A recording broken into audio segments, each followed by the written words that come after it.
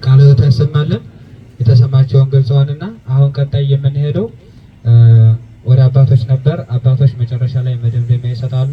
እስካሁን ለነበረን ቆይታ ግን እንዴት ሲያስተምሩ እንደነበረ ያሉ ያጋጠሞቻቸውን መልካም ነገሮች መልካም አጋጣሚዎችንም ትምህርቱን እንዴት ተማሪዎቹ ይቀበላሉ የሚለውን መምህራችን ባዩት መሰረት መምህር ዳዊት ያስረዱናል። ወደ መምህራችን እንሄዳለን።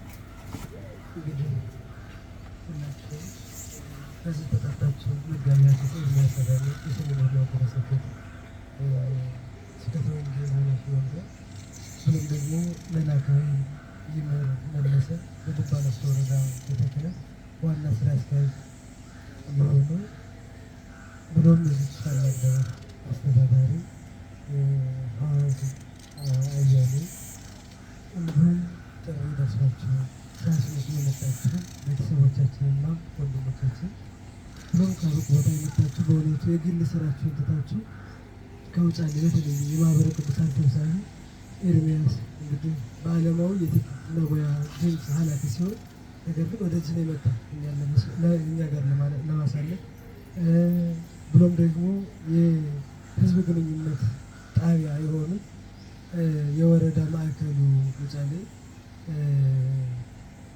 የአፋር ዩኒቨርሲቲ መምህር እያሱ ጓሉ፣ የሰንበት ትምህርት ቤት ትምህርት ወንጌል ክፍሉ ቀሲስ ጸጋ ብርሃን ተገኝተዋል በመካከላችን። ሁላችሁም ጥሪያችንን አክብራችሁ ስለተገኛችሁ እግዚአብሔር ያክብርልኝ። እኔ አጭር ነገር ነው የምለው፣ ምክንያቱም ብዙ ነገሮችን አብረን ቆይተናል። ተተኪዎች ጊዜ ያልፈቀደ እዚህ የተመጣችሁ አባቶቻችን እንግዶቻችን ይዛችሁልን መልእክት እንድትሰጡን ከእናንተ አባታዊ ምክር ስለምንፈልግ አቅጣጫ ጠቋሚ ነገር ነው። እንግዲህ ወንድሞቼ እህቶቼ፣ ካሁን በኋላ የሚኖረን አገልግሎት ቁርጥ ነው። ቤተክርስቲያን የሚያስፈልጋል ዝም ብሎ ነገሮችን ሁኔታዎችን እያመቻቸ የሚያገለግል ሰው አይደለም። ቤተክርስቲያን ልናተርፋትም ልንጠብቃት የምንችለውና ካሁን በኋላ ህይወቶቹ ለቤተ ክርስቲያን የተሰጣቸውን አደራ በመጠበቅ የአገልግሎት ቆራጥነት በሚል በፈታኝ ዘመኑ ፈተና ነው። የምንበላው ምግብ ፈተና ነው። የምንጠጣው ቁጭ ስንል ሀሳብ ህሊናችን መንፈሳችን ሁሉ ፈተና ስለሆነ በዚህ ዘመን እንዴት እናገልግል በሚል ትንሽ ልበላችሁ። ሰው የተፈጠረበት ዓላማው አገልግሎት ነው። አገልጋይ ነኝ ያለ ቆራጥ ነው። ቆራጥ ነኝ ካለም ሰማዕት ነው። ሰማዕት የሆነ መስዋዕትነት ነው። መስዋዕትነት የሌለበት አገልግሎት የለም። ይህ አጭር ጽሑፍም አንድ ክርስቲያን እስከ መስዋዕትነት ማገልገል እንዳለበት የሚያሳይ ነገር ነው ማለት ነው። ናገልግል ያለ ሰው መስዋዕትነት ይፈልጋል። መስዋዕትነት የሌለበት አገልግሎት ወይ ውዳሴ ከንቱ አለበት፣ ወይ ከጀርባ የሚያገኘው ገንዘብ ፍቅረ ነዋይ የታሰረበት የሚፈልገው ነገር አለ። በአገልግሎት መካከል ቁርጥ ዋጋ መክፈል ይፈልጋል። ሁሉ አይደለም። ስለዚህ ይህንን የህይወት መስመር ሰንቃችሁ እንድትሄዱ አደራ ላለሁ። በእግዚአብሔር ጥሪ መሰረትነት የሚጀመር መንፈሳዊ ተልእኮ ነው አገልግሎት። በእግዚአብሔርና በሰው ልጆች መካከል ያለ የፍቅር መግለጫ ነው። በእግዚአብሔር የተደረገልን ውለታ ማሰብ ነው። የምትሄድበትን አልመህ መሄድ ነው አገልግሎት ማለት፣ ሌላ ነገር የለውም። የልጅነት ተግባር ነው። የሰማዕትነት ጥሪ ነው አገልግሎት። የሰማዕትነት ጥሪ የልጅነት ተግባር። ልጅ ነኝ የእግዚአብሔር ልጅ ነኝ ያለ ቆራጥ መሆን አለበት፣ ማገልገል አለበት። ካልሆነ እግዚአብሔር ልጅም አይደለም፣ ሲጀመርም አገልግሎቱ አይሆንም። ስለዚህ በአገልግሎት መካከል ታዲያ ከሚጠፋው ዓለም ይልቅ ለማይጠፋው ዓለም አስቦ መነሳት፣ ከቸልተኝነት ወጥተህ መራመድ፣ ከኬላው አልፈህ መሄድ። ኬላ የሚባል አለ አይደለ? ኬላ ማለት የሚዘጋ የሚያይ በቃ ሌላ እንዳታይ በዛ ዓለም ብቻ ማየት፣ ኬላ በዛ ዓለም ተጋርዶ መኖር ነው። ከዚህ አገልግሎት ቆራጥነት ማለት ኬላውን ይህንን ዓለም አልፎ መሄድ ነው እና ለቆምክለት ዓላማ እስከ ሞት ድረስና ህይወትን መቁረጥ ያስፈልጋል አገልግሎት። መቼም እንዳርጋችሁ እንደምታኮሩ ዛሬ ደስ እንዳለን ኋላ የምንገናኝበት ተመዝገበ ያሏችሁ አለ። ባታገለግሉ ምን መጣው ለምንድን ነው ያሏችሁ? ለምን ስንሄድ አሁን ሰላም ብለን ተሰባብተን እንለያያለን። በዙ ሳያገለግል ይቀርታችንም ደግመን አንገናኝም። ትጀምር በዚህም አንገናኝም፣ በሰማይም አንገናኝም። የአገልጋዮች ህብረት ነው ገነት መንግስተ ሰማይ። የተንኮለኞችና የዋዘኞች አይደለችም። ሰማዕታት የምንላቸው ቅዱሳን የምንላቸው ዋጋ የከፈሉ ህብረት ስለሆነ፣ ስለዚህ ለሰማዕትነት የተጠራንበትን ህይወት አገልጋይ ሰው ራሱን ነው የሚሰዋው፣ ሌላ ነገር አይደለም። ሀብታም ገንዘብ ቢሰጥ ካለው ነው የሚሰጠው፣ ቢመጸውት ካለው ነው። አገልጋይ ሰው ግን ራሱን ነው የሚሰጠው። እግዚአብሔር ደግሞ የሚፈልገው ራሱን ነው፣ ሌላ አይፈልግም። አንተ ማገልገል በቅንነት እህቶች በአገልግሎታችሁ መካከል እየገባችሁ አባቶች ማህበረ ቅዱሳን እየገባችሁ በአገልግሎት መምህራን ሲመጡ ጉባኤ ሲዘጋጅ ብዙ ያወራናቸው ጉዳዮች ስላሉ፣ ስለዚህ ራሱን ንጹህ መስዋዕት አድርጎ ለእግዚአብሔር ሊያቀርብ የወደደ ሰው እንደ ብሉይ ሊቀ ካህናት መሆን ማድረግም አይጠበቅበትም። የብሉይ ሊቀ ካህናት የሚሰዋው በግ ፍየል የሚሰዋበት ልዩ ቦታ መሰዊያ የሚሆነው መረብረቢያ ያስፈልገው ነበር። አሁን ግን ይህ ሁሉ የለም። የብሉይ ሊቀ ካህናት የሚሰዋው በግ ነበር። አሁን የሚሰዋው ራሱ ነው። ክርስቶስም መጥቶ ሌላ በግ ፍየል አይደለም የሰዋልህ፣ ራሱን ነው የሰዋልህ። ክርስቶስም የጠራ ሊከተለኝ የሚወድ መስቀሌን ተሸክሞ ሊከተለኝ። ይህ ሕያው ቃል ነው፣ የሚሻር አይደለም። ዝም ብለን በተማርነው ቅድም ሲባል ነበረ መምህር ኤርምያስ በጣም በእውነቱ ጠነከር ነው። የተማራችሁት በተማራችሁት ትምህርት የምትኩራሩ አለ ብላችሁ ምስክር ለሌላው የበላይ ጓደኞቻችሁ የምትሆኑበት አይደለም።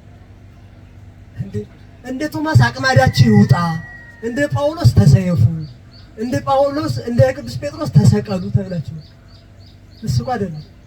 ብችሉስ ባለቀሳችሁ ነበር። ከልቤ ነው ነገር ለመከራ ነው እንጂ የተጠራችሁ ለደስታ አይደለም። በዛ ነው። ስለዚህ እኔ ጉፋን ትሆናላችሁ አይደለም ብላችሁ የማቴዎስ ወንጌል ምዕራፍ 23 ላይ ከዛ በበለጠ ጌታ እናንተም አትገቡም የሚገቡትንም ትከለክላላችሁ። ጸሐፍት ፈሪሳውያን እናንተም አትገቡም የምትገቡትን ትከለክላላችሁ፣ ተምረናል እያላችሁ የብዙዎች መሰናክል ነው የምትሆኑት። እንዲህ እንዳትሆኑ አደራ። ልባችሁ ቅን አድርጋችሁ በቆያንበት እንዴት እንደቆየን ታውቃላችሁ። በእውነቱ እንዴት እንደቆየን አደራ ነው ከልቤ ማለት ነው። ስለዚህ አሁን የሚያስፈልገው መስዋዕትነት ራስን መስጠት ነው። ስለዚህ መሰዊያዎችም የዋህነት፣ ትህትና፣ ንጽህና፣ ምህረት፣ ሂሩና፣ ትዕግስት እኒህ ናቸው። በእነዚህ ነው ራስን በትዕግስት በቸርነት በምህረት ራስን መስዋዕት አድርገህ የምታሳልፍበት ነው። መስዋዕትነት የሌለው አገልግሎት የለም። አንድ ክርስቲያን አካሉን እንደ ቅኔ ማህሌት፣ ነፍሱን እንደ ቅድስት፣ ልቡን እንደ ቅድስተ ቅዱሳን አድርጎ ማገልገል ካልቻለ ራሱን እንጂ ቤተክርስቲያንን እያገለገለ አይደለም።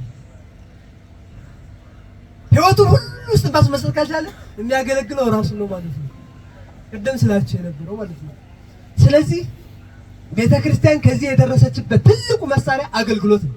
ሐዋርያት ቢያገለግሉ፣ ቁርጥ ሰማዕታት ቢያስተምሩ፣ እነሆ እየሞቱ ደማቸው ዘር ሆኖ ነው ቤተክርስቲያን እስከዚህ የደረሰች። አማን መነኑ ሰማዕት ለዚህ አለ እየደገማችሁ ይሄንን ቃል ካህናት አባቶች አብሶ አደራ አለባቸው። ስለዚህ በሰማይና በምድር ያለ የእምነት ተግባር ቢሆን አገልግሎት ነው። ያለ አገልግሎት የሚደረግ የማዳን ተግባር የለም ማለት ነው። የመላእክት ህይወት ነው። መላእክት ያለ አገልግሎት አይኖሩም። የተፈጥሮ ዓላማቸው ይሄ ነበር። ከሰዓት አንጻር አባቶቻችን ሊሄዱ ስለቸኮሉ የክርስቶስ የማዳኑ ተግባር ይህ ሁሉ የማህበር አገልግሎት የሚፈልገው ወይም አንድ አገልጋይ የሚጠበቅበት ነገር ለበላችሁና የማያስፈልጉ ነገሮች ብዬ ጨርሳለሁ። አንድ አገልጋይ የሚጠበቅበት ፍቅር አሳዳ የያዘችው መሆን አለበት። ለማገልገል ፍቅር ዝም ብሎ በፍቅር ነው መነሳት ያለበት። ሁለተኛ ደግሞ ወቅቱን የተረዳ መሆን አለበት። እንዴት ነው ማገልገል ያለበት? ወቅቱን የተረዳ። ወቅቱን ያልተረዳ ዝናብ ወይም በወቅቱ ያልጣለ ዝናብ ወይ ያፈራውን እሸት ያበላሻል ወይም ደግሞ በቃ ምንም አይሆንም። ኧረ እንደው ትንሽ ቆይቶ ሆነ ያለ ገበሬ ከማዘኑ ውጭ ገበሬ አይዘራበት። ወቅቱ ያልተረዳ አገልጋይም እንደዛ ነው የሚሆነው። ወይ ያበላሻል፣ ለምንም አይሆን አይጠቅም። ሲጀምር ወቅቱን መረዳት፣ ዘመኑ ምንድነው የሚፈልገው ብሎ ቆም ብሎ ማሰብ፣ አርአያነት ያለው መሆን ያስፈልጋል። በህይወታችን ቆርጦ የሚነሳ ዘር መሆን የሚችል ዓላማ ያለው ጽናት ያስፈልጋል። በአገልግሎት መከራ ይመጣል። ነገር ስታገለግሉ መከራ የማያዳምጣችሁ ሰው ታገኛላችሁ፣ የማይረዳችሁ ሰው ታገኛላችሁ። ትልቅ ዓላማ ይዛችሁ ትንሽ ያደርግባችኋል። ትንሽ ትንሽ በቃ ረጅ ምናምን ሊላችሁ ይችላል። በትዕግስት ረጋ። እናንተ ናችሁ የምታውቁት አላማችሁ። ስለዚህ በመረጥ ጽናት ያስፈልጋል። ያለ ጽናት የሚደረግ አንዳች ነገር የለም። ጉዳይ ተኮር መሆን የእኔ ስራ ነው የሚል ተስፋ መንግስተ ሰማያት የገባው መሆን አለበት። አንዳገኝ ይህንን ስንቅ አድርጋችሁ በልባችሁ የምታገለግሉ ሰንበት ትምህርት ቤት የሰንበት ትምህርት ቤታችሁ አገልግሎታችሁን ማህበሩ አላችሁ የጀመራችሁ ካህናት አባቶች የጀመራችሁትን የፍቅር መስመር እንዳታጎሉ። ሊቀ ጠበብትም ማደራ በእውነቱ በዚህ የጀመሩ ህብረት ይሄንን የመርጌታ የካህናት የዲያቆናት ህብረት ፍቅራችሁ በደንብ በዚሁ በጣም በሚያምር ሁኔታ ነው። በጣም ክረምት የነበረው ካህናት አባቶች አንድ ሰው እንኳን እንደው የንቀት ቃል ሳይናገር እንደው ሁሉም የጉጉት ሰዓት ነበር። ተናገሩ ግን መርጌቶች ሁሉም የሚናገሩ ብዙ ነበር። ግን ሰዓት የማይፈልገው ባለጠይም ትትና አያስፈልግም። ካሁን በኋላ በአገልግሎት ባለጠይም በቤተክርስቲያን ጠልቷችሁ እየናቃችሁ ይንጡ ይላል እንዳለ ከአገልጋይ ከኛ መከቀል ማለት ጠረቅ ያለ ህይወት መጣ። ምንም ፍቅራችሁ ፍጹም ይሁን ብያችኋለሁ አይደል መጀመሪያ። ስለዚህ ከኛ ባለጠይም ትትና አይደለም። ምንም የሚያበላሽ ቢሆን ከፍቅር ወደነው ነው የምናከብረው እንጂ ጠልተን ንቀን አይደለም። ባለጠይም ትትና ይጎዳል። ቤተክርስቲያን እሱ ነው ያለበት። ጠይም ትትና ችግር የማይገባው ሰው አያስፈልግም። እነገሌ ያሉ ባይ አያስፈልግም። ካህናቱ ለብራ ነገው ሰበካው አያስፈልግም። ስራው አንተ ሲሰሩ ያግዙሃል ወይ ይረዱሃል። ካልተረዱም ስራ አለ ተወቀስም በቃ ስራ ዝም ብለህ መስራት ነው አላማ ስራ። አደራውን የዘነጋ አያስፈልግም። ግድ የለሽ የሆነ ሰው አያስፈልግም። ግለኛ የሆነ ሰው አያስፈልግም። ችኩል መንፈስ ያጠቃው አያስፈልግም። ችግር ፈጣሪ መሆንም የለበትም። ይህ ሰው አያስፈልግም። የጠራ መንፈስ ያለው ከፍ ያለ የሚራመድ ሰው ያስፈልጋል። ስለዚህ ይሄንን ገንዘብ በማድረግ ወንድሞቼ አባቶቼ አብረን ቆይተናል። እናንተም በፍቅር እኔም ተቀብላችሁ በእውነቱ በዚሁ ካህናት አባቶች እግዚአብሔር ያክብርልኝ። ወንድሞቼም እኔ ጋር በመቆየታችሁ እግዚአብሔር ያክብርላለሁ። በልቤ ግን ሁሌ አረሳችሁ። ምክንያቱም የነበረ ቆይታ ከእናንተ ጋር ታውቃላችሁ እንዴት እንደቆየ። ምክንያቱም እንዴት እንደነበረን ታውቃላችሁ። እናንተ በችግራችን ጎዶሏችንን ሁሉ ከልብና አደራ እሱ